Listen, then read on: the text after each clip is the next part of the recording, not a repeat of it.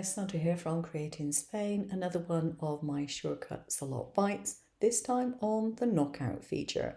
This feature is great if you want to combine text with images, doing vinyl cuts and things like that. It's brilliant. You can use them on greetings cards, all that sort of stuff. It's a great function to use, and it's one which is available in shortcuts a lot. So I have this great big butterfly here, and I'm going to put some text through it.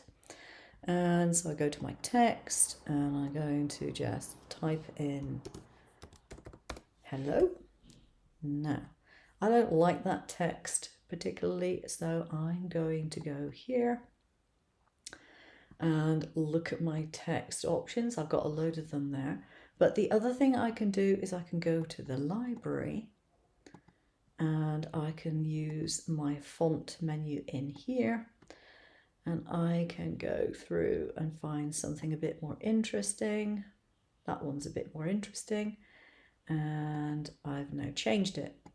I'm going to make that a bit bigger, and I'm going to change the color because I don't want it the same color as what I've got there. I'm just going to put a black fill on there.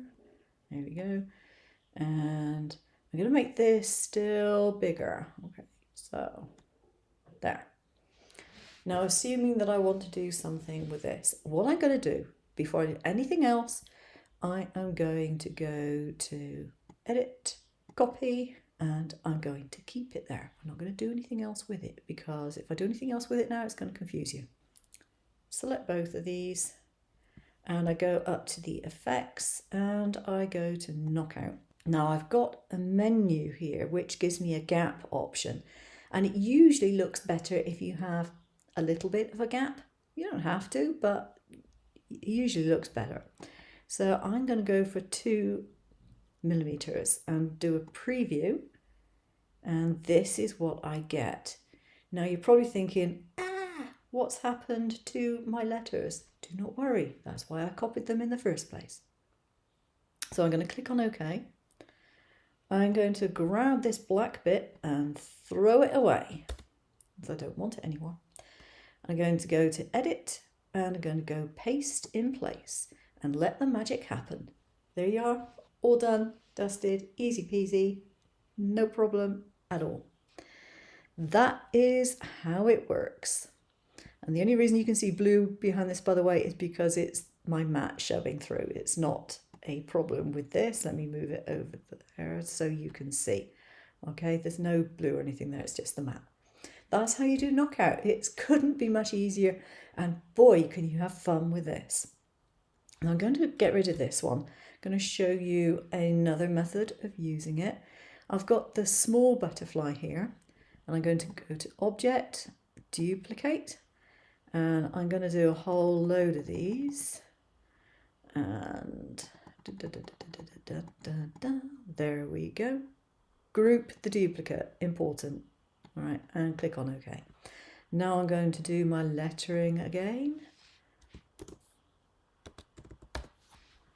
And I'm going to, whoops, need my selection tool. Put a black fill on that again. Make it bigger. Put it where I want it. Now I'm going to go to my copy again, and I'm going to select everything, go to effects, go to knockout, put in my spacing, check my preview, and go to OK.